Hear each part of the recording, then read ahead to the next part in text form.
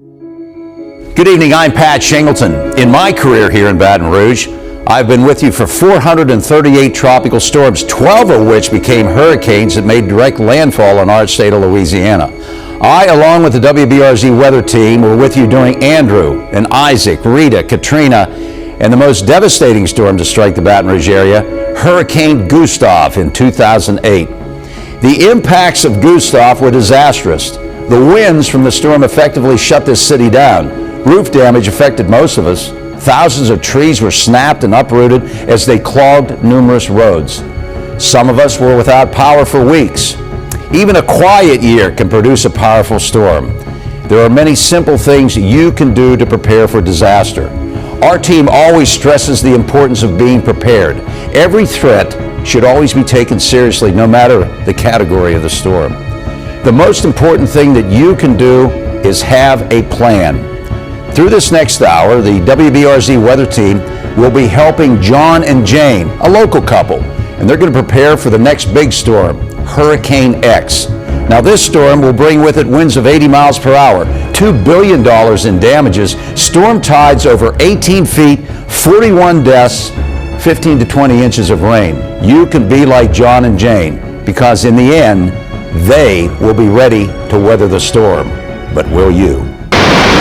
Hurricane warning in effect. Tonight, hurricane conditions possible. The water keeps coming up. Think we can make it through? I can't see anything out there. This is unreal. Man, the wind won't let up. Our tree fell on the neighbor's roof. It's in their house. You know, I thought this was just a Category 1. Why didn't we evacuate? Oh my God, what are we going to do?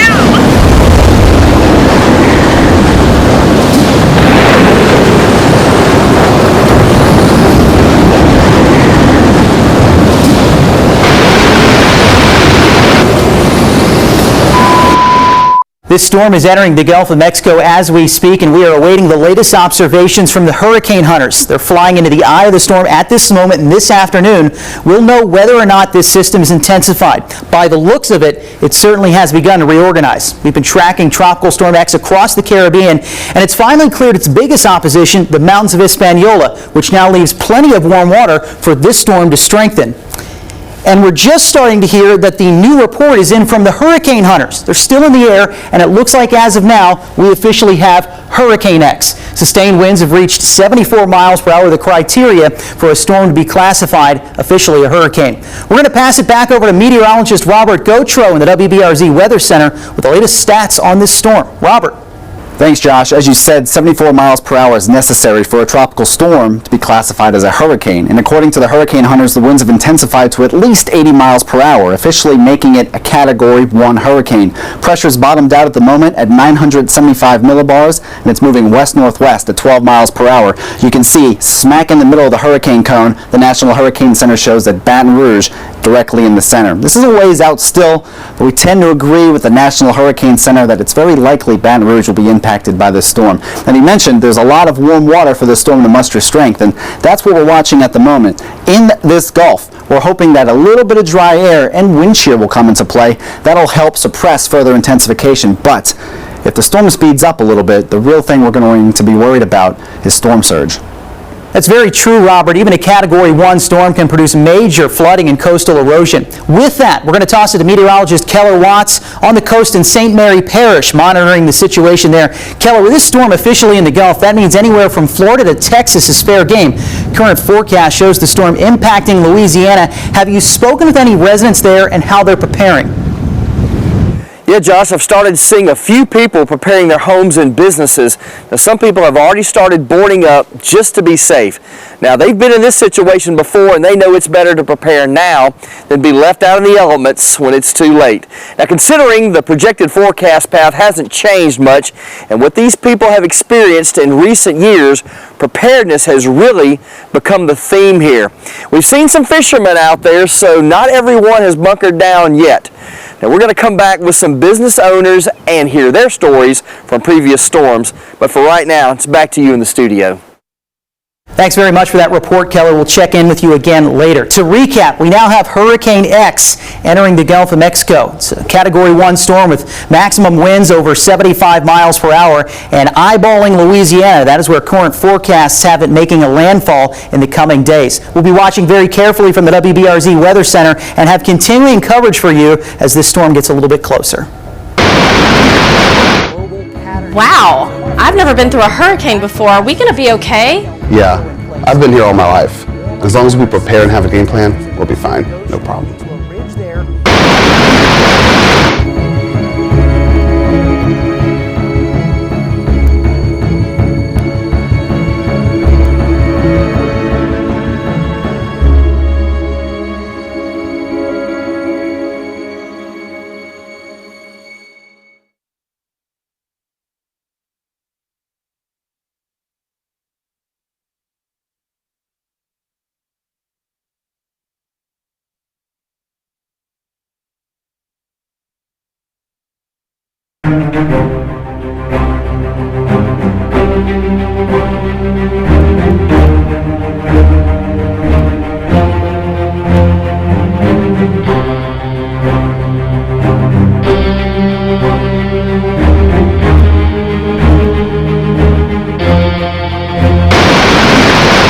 I can't tell you how many times I've had people call me and tell me that their tree is on top of their house when we had just talked about removing that tree possibly 6 months before, a year before, and in some cases a week or two before.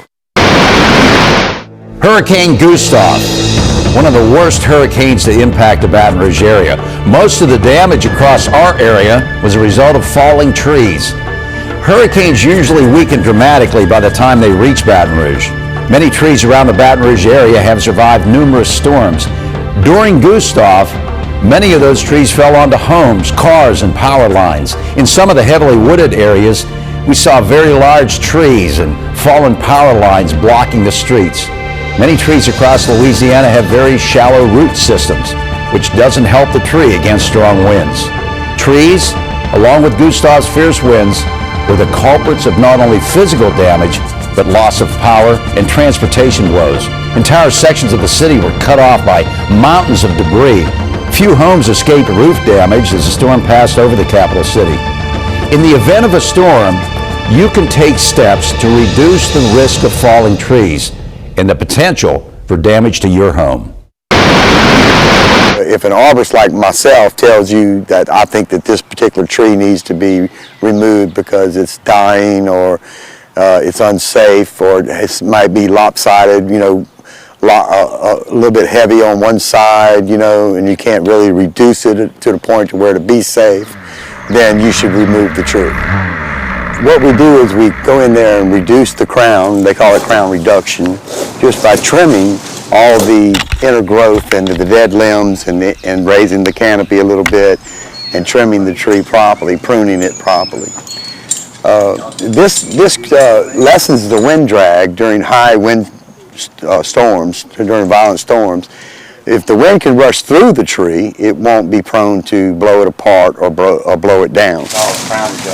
So if you keep your trees healthy, you know, they won't end up on your house. You should have your trees inspected, you know, at least every 3 or 4 years by a licensed arborist. You know, we've got to do something about that tree out there. We have just learned this storm has now intensified to a Category 1 hurricane. Wind speed now more than 80 miles per hour. We are now starting our wall-to-wall non-stop coverage as Hurricane X bears down on South Louisiana. Of course, we will be with you now live on all of our platforms until this threat is behind us. The full resources of WBRZ are scattered throughout the state as we prepare for Hurricane X. We have live team coverage from all over the coast and in all of the parishes in our viewing area. So let's bring in meteorologist Josh Eaches. Josh, we've been lucky enough to avoid these tropical systems for a couple years now, but this La Nina pattern bringing more activity. Thanks, Michael. Indeed, this all has to do with global pattern changes. I want to first start by going back to last season when we had El Nino in place. El Nino, warmer than average sea surface temperatures in the Pacific Ocean, leading to a ridge there and a jet stream trough in the Atlantic Ocean. That trough increases wind shear, which makes it difficult for hurricanes to form and keeps the temperatures of the waters down. That results in less action. As far as La Nina goes, the pattern flip that we see this year, now cooler than average sea surface temperatures in the Pacific, so the trough is to the west, and in the Atlantic Basin we have a ridge. That ridge results in warmer than average sea surface temperatures, the jet stream flowing much farther north, so we don't have as much wind shear, and there's more heat energy overall in the Atlantic Basin. Hurricanes thrive in an environment like that. So it all depends. You can have La Nina, you can have El Nino, but we keep the mantra, it only takes one. You look at our last La Nina season, 2010, there were 19 named storms, 12 hurricanes, 5 of them were major, but no major impact to Louisiana. Then in the vice versa, in El Nino season, 1992, pretty quiet, but that was the year we had Hurricane Andrew. So La Nina, El Nino, climate patterns that may increase or decrease the likelihood of a storm being named, but there are some important things to keep in mind. La Nina, not a storm, not something that makes landfall. It's a climate pattern. It's an influence on the local weather and the events we see. One analogy you might keep in mind, think about a person, their personality and their mood. El Nino, La Nina, personalities that the weather may take over a long term, or a climate pattern that it might take over a long term. The mood, how the weather or a person is behaving at any given moment. At this time, with Hurricane X approaching, it seems the weather is in a bad mood.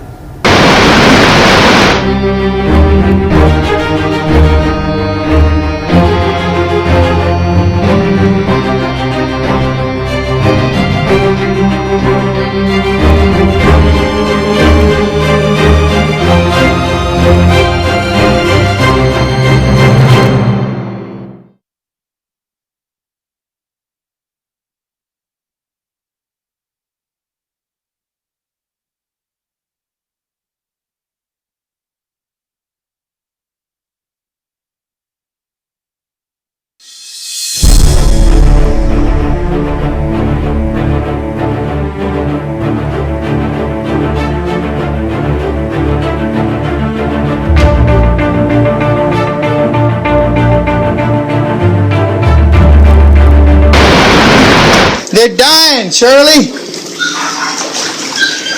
We can't do this. We got to get these animals out of here.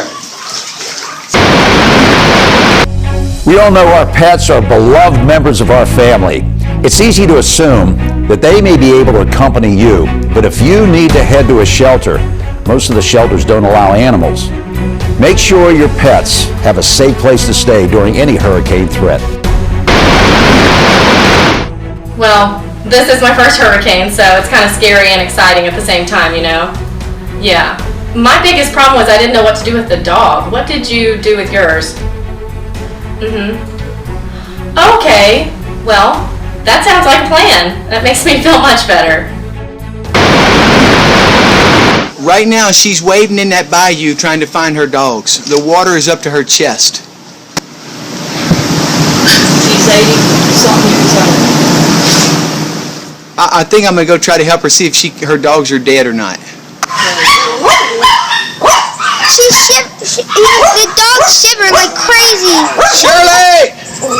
You got dogs here in the water, Shirley. This dog will drown. Look at that dog is trying to swim. This dog cannot stay in here. I'm making a citizen's decision, Shirley. Yeah, the dogs are going to drown. The dogs are going to drown, Shirley.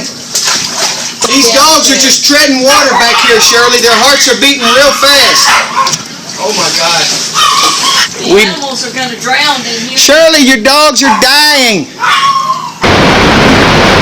And we have some new video coming into the WBRZ newsroom out of South Florida where Hurricane X has already passed. Yeah, clearly heavy rain has created problems not only for people but for pets as well. Of course, we know that pets are an important part of our family. So we talked to someone from the LSU Vet School with information about what you need to know to make certain that this does not happen to your pets. So one of the lessons that we learned from Hurricane Katrina is that leaving your animals at home is really probably not the best thing. The best thing, if at all possible, is to take your animals with you. And so if you're going to take your animal with you, you need to be prepared for certain things. Just as you might bring baby food for your child, you need to bring food for your pets. You also need to bring enough medicine for a couple of weeks. I would bring their rabies vaccinations, any shots or records that you need, and you need to be prepared for them to have a place to stay. So you need to make sure the hotel that you're going to can accept pets. You need to make sure that your friends are okay with you bringing your cat, your dog, your ferret, your bird, and those different animals may require different supplies. We are following breaking news from the coast. The Governor's Office of Homeland Security and Emergency Preparedness may order evacuations for parts of several parishes. Yeah, this is ahead of storm surge and flooding expected to be 6 to 10 feet along most of the coast. And we are awaiting a live press conference right now from the governor's office and state officials. We are expecting them to discuss these evacuations, of course, to give us some specific evacuation routes, shelter, as well as sandbag locations. That's right, but before we get to that, let's head down to Franklin. St. Mary Parish meteorologist Keller Watts standing by live with more on storm surge. Out here live along the coast in Sycamore Point State Park outside of Franklin, and things have picked up a bit here in St. Mary Parish. But Hurricane X is still a few days from landfall. Now, somewhere along the Gulf Coast, it looks like the storm is holding true. However, as it inches closer and closer to the Louisiana coast, and this certainly puts Baton Rouge area at risk. But folks here along the Gulf Coast are concerned with the possibility of storm surge. Now, the National Weather Service is beginning to roll out new products geared specifically towards surge, as it is the most deadly aspect of a landfalling hurricane. Watches and warnings will be issued for areas expected to be impacted by surge.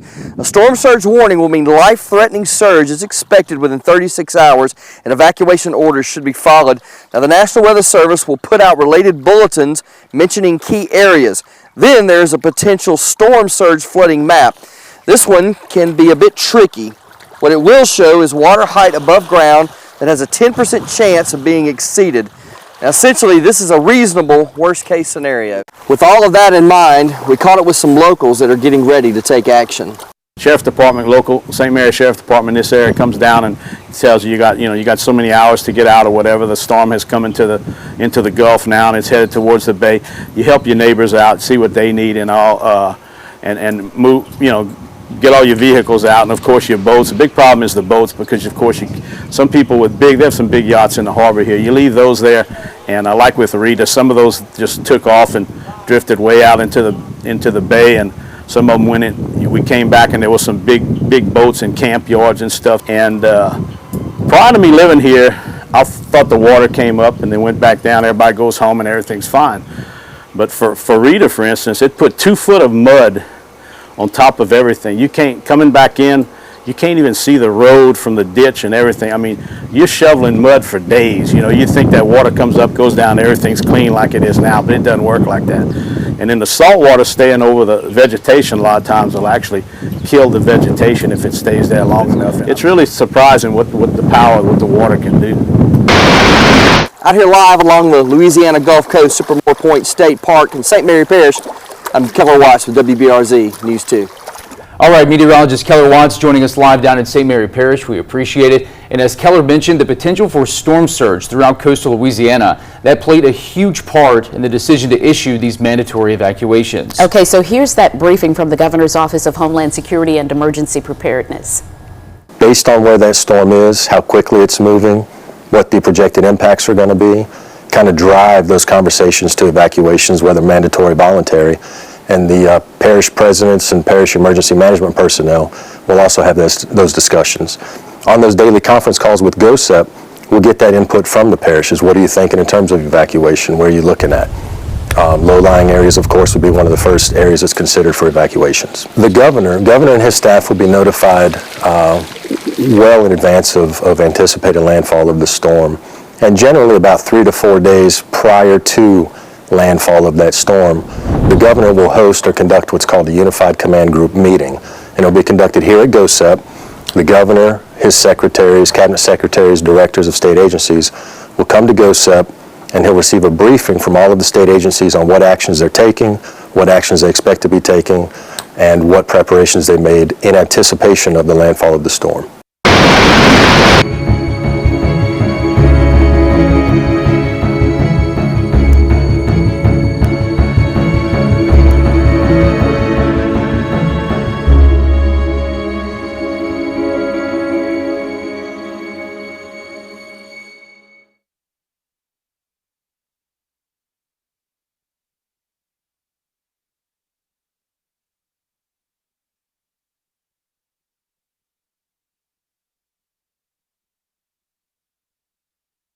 We're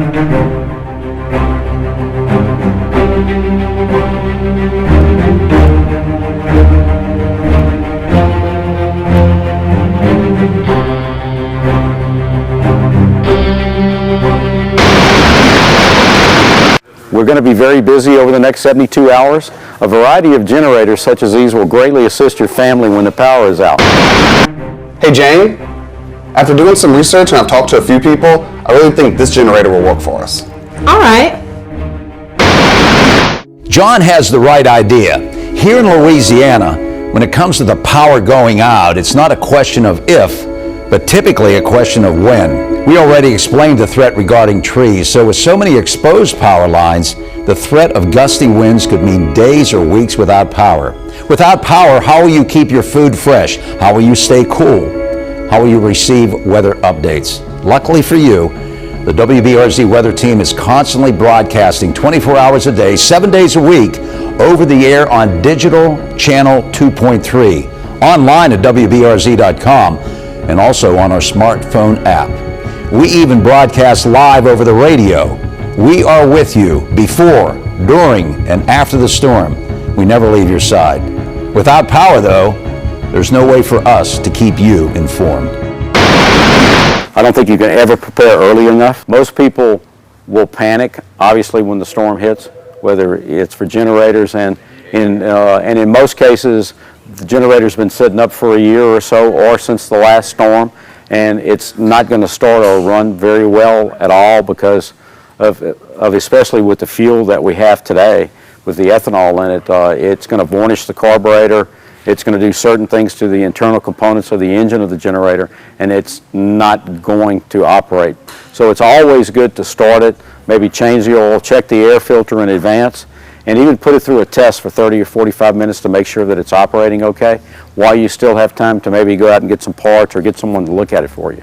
You know, it's important if, obviously, in order to get news from the television stations, you can keep your refrigerator and your freezer going, and also depending on the size of the generator, you can run a small air conditioner unit. You may be able to move it around so that you can keep your family or yourself comfortable, like with the ceiling fan, maybe some lights, and it's just a way for you to be able to keep informed and also to try to keep as comfortable as you possibly can. They need to be serviced minimum of once a year.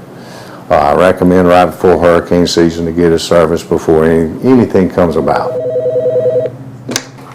HMC Generators, this is Jenny. May I help you? All right, so as you heard right there, generator repair shops now flooded with customers about 72 hours out from the projected landfall of Hurricane X. Entergy and Demco are expecting widespread power outages ahead of this storm. So to get ahead of that, crews have been out this past week clearing loose limbs and brush from trees. Power companies want to make certain that all of their power lines are clear before landfall. And also, we have just learned utility companies are bringing in additional trucks from around the country, which means you will see crews after landfall working to get power restored. And if you do lose power, you'll never lose connection with WBRZ and the information that you need. Even when the power's out, you can stay connected to WBRZ.com, Facebook, and Twitter. Right, Josh? So many ways to stay in touch with us through this hurricane season. The WBRZ weather app, our social media platforms, Facebook and Twitter, of course, WBRZ.com.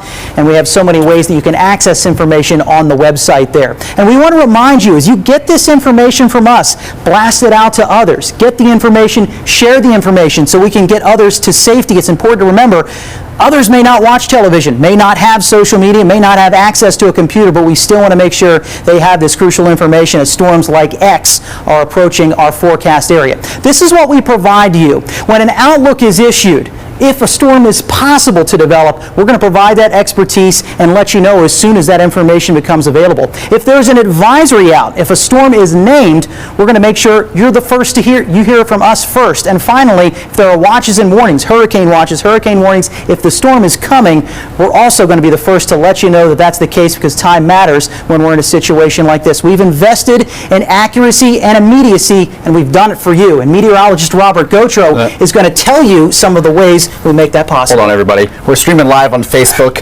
Facebook Live, a beautiful feature. We've used it during severe weather. You can see behind the scenes, but maybe you don't want to see behind the scenes. Maybe you need to know exactly what's going on. You need to get the critical information. Well, we're streaming live on cable channel 18.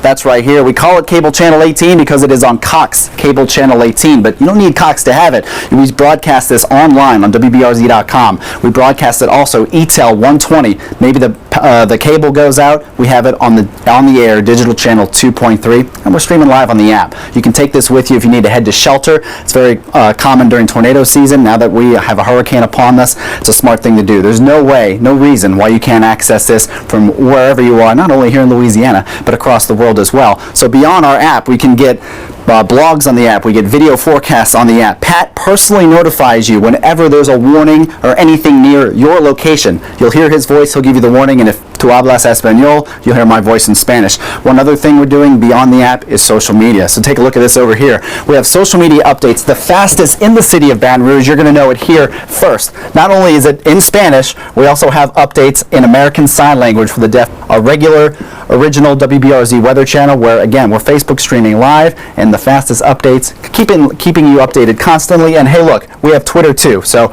tons of ways for you to stay updated. And again, we're nonstop until this storm is over with. And that's the way we work behind the scenes here. So even if we're not on the air, we're constantly working, bringing you the latest updates, not only here from the Weather Center, but the newsroom as well. Michael?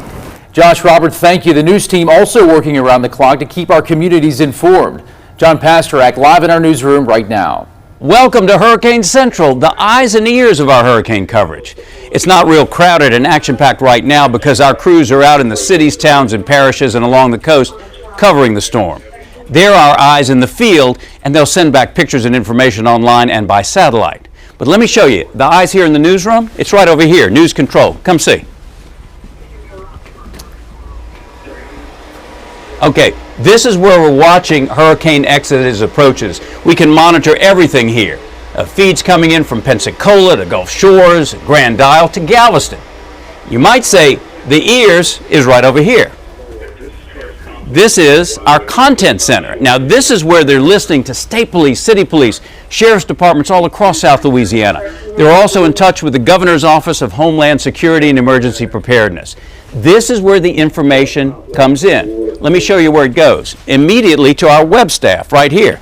As you can see, they are cranking out stories, taking your pictures and putting them online along with important information, updated information on road closures, school closures, Red Cross shelters, and sandbag locations. From here, we feed the nerve center of the operation, Master Control. You can see our production crew is keeping us on the air, getting you news and information as it happens in real time. From Hurricane Audrey in 1957 to Isaac in 2012, we have a long-standing tradition of staying on the air around the clock to help you and your family weather the storm. And we'll be here as long as it takes until Hurricane X has long blown away into history. That's our commitment to you.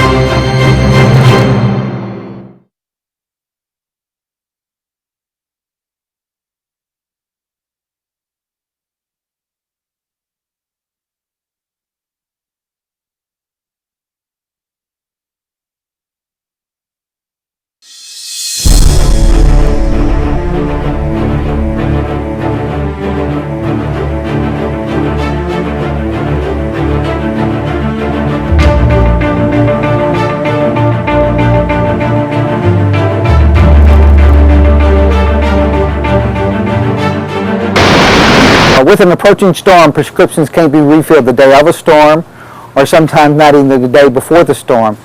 It's best to get your refills now. Okay, birth certificate, insurance, registration, the house. Oh, our prescriptions.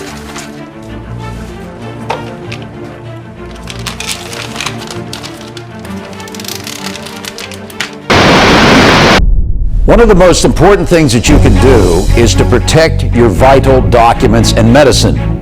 Do a favor for yourself and your posterity. Secure irreplaceable documents like photo albums. Also, vital documents like birth certificates and marriage certificates, identification, property deeds, car registration. They should also be secured. One of the most important items to secure for some people is prescription medicine. If you can't access a pharmacy or your doctor, you don't want to take a chance of losing your medicine. On that note, you also want to keep a first aid kit on hand. Here's more. Most of the problems are just people misplacing them and not having them, or can't remember if they brought them with them or where they left them, or things like that. We haven't had too much problems with people actually being destroyed in a hurricane, unless their house was destroyed, and we haven't had too much problems with that. With an approaching storm, we usually probably fill probably half of what we do the month for the whole month, the week prior to the storm. So people are trying to make sure that they do have their prescriptions. Most of the time, we're trying to be proactive and making sure people are getting their prescriptions filled, so they'll have enough to last them through the storm. And then, of course, we're trying to take care of boarding up and getting our business hurricane ready. All right, the hurricane hunters are about to fly into Hurricane X for the last time before landfall. Yeah, they have flown into this storm now about a dozen times. And Michael, the good news here, if there is any, this most recent update shows the storm is not intensifying, but it is slowing down. It's a good point for us to bring in our meteorologist, Josh Eaches. So what exactly are they looking for? Sylvia, the hurricane hunters are most concerned with what's going on in the center of that storm, and it really helps us determine and use our forecast models to figure out what's going to happen next. I'd like to use the analogy, if you think of a person, we might take some bumps and some bruises, but if our heart's still intact, we're okay. Same with a hurricane. Maybe it looks worse for the wear on radar, but if that eye is still nice and strong, nice and healthy, that storm continues to hold its strength. So they'll be checking on the strength of that eye. So in this case, for this storm, what are they worried about? What are you worried about? Well, most worried about watching for falling pressures. As the hurricane hunters fly into the center of that storm and they drop sensors into the clouds, they're going to find out what the lowest pressure is in the middle of that storm right now. And dropping pressure would tell us that we have a tightening storm, winds are going to speed up, it's a strengthening storm. So that's the number one thing we'll be looking for just before landfall with this investigation. And is there anything folks watching us should be doing right now? It's go time. It's time for us to be ready. It's time for us to make sure that our hurricane plan has fully been enacted. We're ready to stay in place, or hopefully have already evacuated, and just take those steps that officials are telling us to remain safe through this event. Good advice. Meteorologist Josh Eaches, thank you. Okay, so here's video from the crew on their last mission into the hurricane. They took off from Kistler Air Force Base in Mississippi. It's about an 8-hour flight. They gather wind and pressure data by dropping these pressure sensors into the storm. And we have just turned around new video and information from the hurricane hunters on their final mission before landfall. But if it's a full-blown hurricane, Cat 1 or better, we're penetrating the storm at 10,000 feet, dropping sondes in the eye of the storm. So as you pass through eye wall, you're jumping out of your seat during the most turbulent part of the flight to try to load up another sonde that's already prepared, and working with the telemetry receiver connected up to 4 at one time I can have in the air.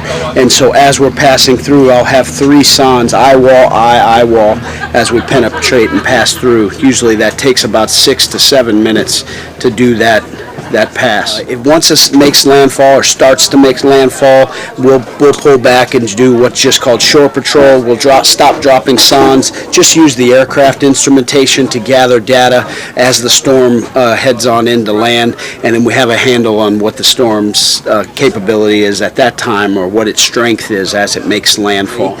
We're taking all that data, putting it into a temp drop code, sending it to the RO. They're going to QC it again before they send it down to the Hurricane Center in Miami. They make this their forecast. They increase the accuracy. They say up to 25 to 30% based on the data that we provide. So it solidifies their forecast, what they think. It's helping the models to give a better long-range forecast by putting it in there. Yeah, the flights of the aircraft from the hurricane hunters is incredibly important, because every single information that we get, every piece of information goes into the briefings that we give the local officials. So if we get that last flight and see additional information, and if a little change could make a big impact on the ground, we need to quickly brief that to our emergency managers. It's also very important to remember that hurricanes and tropical storms are not just coastal events.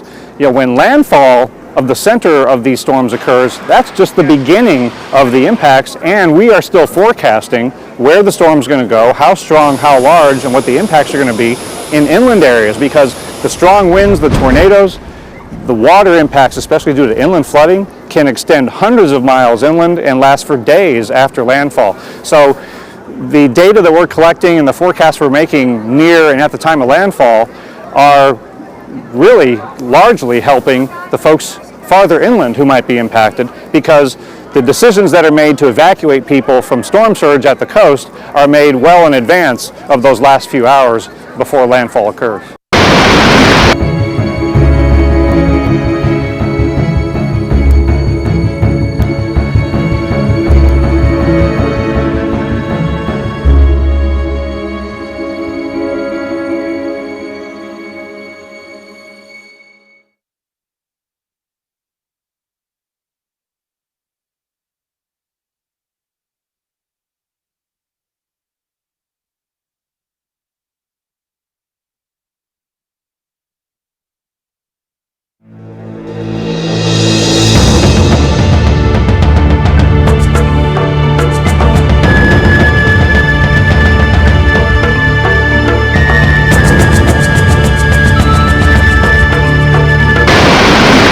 Wow, I'm glad we took the advice of WBRZ because we actually had a plan. So many people have already died. Did you see what they posted online? It's heartbreaking. Developing right now, the WBRZ weather team projects landfall of Hurricane X within the hour. Yeah, this is a Category 1 storm with wind speed right now of 80 miles per hour. We are expecting 6 to 10 feet of storm surge along the coast, and with that comes backwater flooding. Of course, that is very concerning. It sure is, and if you've stayed behind and you did not evacuate, here's what you need to do and know right now. We've had it all in Louisiana. We've had the hurricanes, we've had the oil spill, we've had the flooding. All those things require some type of game plan in your mind and in your home of what to do during an emergency. A lot of times people fail to get the whole information. You know, they think they can sit down and watch maybe one newscast or one type of interview. They really need to be paying attention to it. Social media is huge now. You can get alerts on your phone from the different television stations, and you can do the same thing with radio stations. You need to pay attention to those things to get a determination of what's taking place. Not to know at one given moment now I'm being told I've got to leave my home. You've got to be prepared for those things. So that not being prepared is the problems we see. Once contraflow starts, we have people that run out of gas on the highway. Well, they had plenty of time there to fill their car with gas. Their windshield wipers don't work. Their spare tire that they thought was good, it's flat, and they had a flat tire. So now at this point, they're stuck on a highway, so we've got to get people up there, remove them off the highway so traffic can keep flowing, and then we still have a family to deal with because we've got to get them, because at that point we're evacuating people. So kind of the fear of the unknown, where people have said, you know what, this is not going to happen to me, or I'm not going to have these problems. Same things, well, I never evacuate from a storm. Well, I think you saw the aftermath of Katrina, what happens when you don't evacuate an area where you may have problems. And so that's why we really sit there and spend a lot of time and effort trying to get the information out to the public to where this is what we believe is going to happen. Nobody knows exactly what's going to happen until after it does. But that preparation is so important. And we've seen enough fair share in Louisiana to be prepared for almost anything. And that's why we really try to educate the public to let them know, hey, this is the option you have out here. This is what could happen. Understanding before a storm gets to Louisiana, you're dealing with strong winds. Winds that can cause trees to break, winds that can cause electricity to go out. Then the storm hits, and not only with that wind, now you got heavy amounts of rain. So you're dealing with that once the storm hits. And once a storm hits a specific area, all of public safety stops. I mean, we've got to protect our own assets, so our people are off the roads until that storm passes. Once that storm passes, the problem at that point is the rising waters. Water can rise very, very quickly. We know that in Louisiana, so we have to tell people to be prepared for that, and then prepare of what you're going to do in a situation like that. So all those things are important. All those things we have seen in Louisiana. We understand what happens during our emergencies because we've seen what's happened in the past. So we change our rules, we change our policies based on what's happened in the past, and we try to educate the public to let them know this is what you've got to be prepared for, this is what you need to do as a storm approaches, as a storm is in place and as the storm passes. Okay, that was Louisiana State Police Colonel Mike Edmondson with some information that we definitely need to know. Absolutely, very important information. We're also getting information from the State Fire Marshal's office. Butch Browning has several warnings you need to know about. Right, well, so at this point right now, you should have already had a plan in place. You should be very connected with your local OEPs, the news stations, the radio stations, and listening to the warnings that have been given from the governor on down to the parish officials and the parish or local emergency managers, and taking the appropriate action. If you've been called to evacuate, you should evacuate. You should have already had a plan in place to know what items you need to take, both medications, personal documents, the proper supply of food and water, and you need to know where you're going, whether you have a pre-designated place, family members out of town, or whether you're using one of the designated shelters by the state. You follow those directions. If you're a little more inland and you're not evacuating and you're going to weather the storm as directed by the officials, those same provisions need to be in place, knowing what to do when the storm approaches, when the storm passes. I can tell you from the fire standpoint, some of our biggest concerns is certainly when the water rises, people finding themselves in water. One of the really important things to know is when you see water, assume it's deep. Don't assume it's shallow. Many drownings occur. Many vehicles become submerged thinking it's water that they can drive through. As we know, anything over about 6 to 8 inches of water can actually move a car off the roadway. So be cognizant of that. One of the big things that we see after the storm from a fire perspective, because the power's out, because you don't have maybe running water, maybe other provisions of this nature, is people use generators. In the past storms that we've had, we've seen some serious incidences occur with the use of generators, not only starting fires, but also the danger of carbon monoxide. So these generators need to be placed about 35 feet away from the home. So while they're running, the carbon monoxide gases can go free into the atmosphere and not harm anybody. Don't put them in your carports and sheds. That's a mixture for disaster. Remember, carbon monoxide gas is odorless. You can't smell it. You can't see it.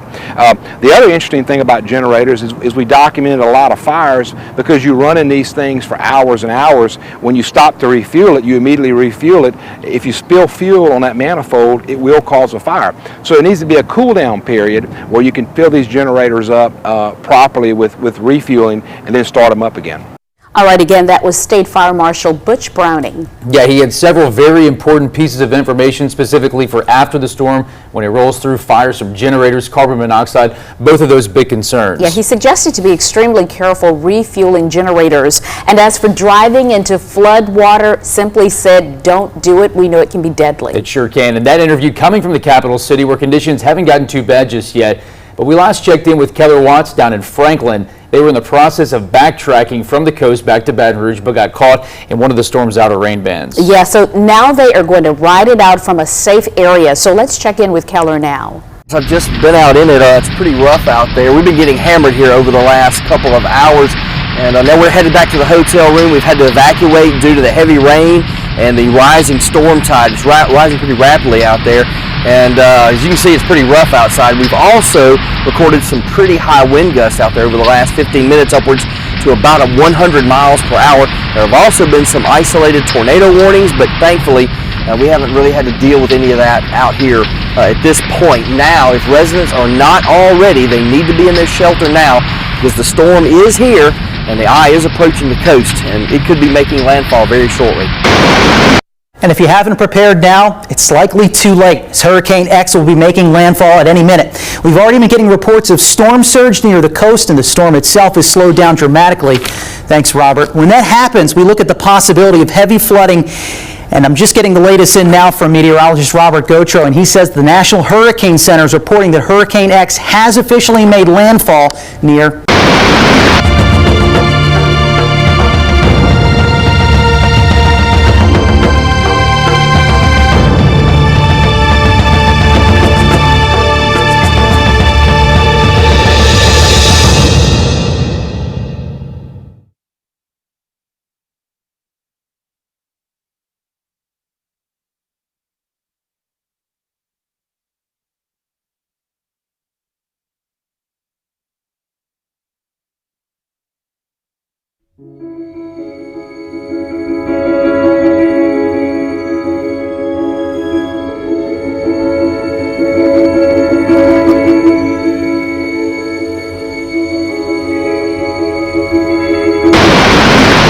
What you've just witnessed was a dramatization of a landfalling hurricane. The hurricane in this dramatization, Hurricane X, was represented by an actual hurricane to hit Louisiana, and that was Hurricane Isaac in 2012. From its widespread destruction along the Gulf Coast, Isaac brought with it winds of 80 miles per hour, $2 billion in damages, storm tides over 18 feet, 41 deaths, 15 to 20 inches of rain throughout its lifespan. Luckily, Baton Rouge was spared, but there is no way to know exactly what a Hurricane X might bring. Even a Category 1 storm can be dangerous. The WBRZ weather team will always be with you for every tropical development, with honest, straightforward analysis without the unnecessary hype. Your obligation is to have a plan in place. Ours is to tell you when to enact that plan. In today's world of social media, there can be a lot of misguided information. We encourage you to tune into your local weather team, and we can suggest a good one. When it comes to severe weather, you already know that we bring you the fastest updates. Stay with us. We'll be there for you first, before, during, and after Hurricane X.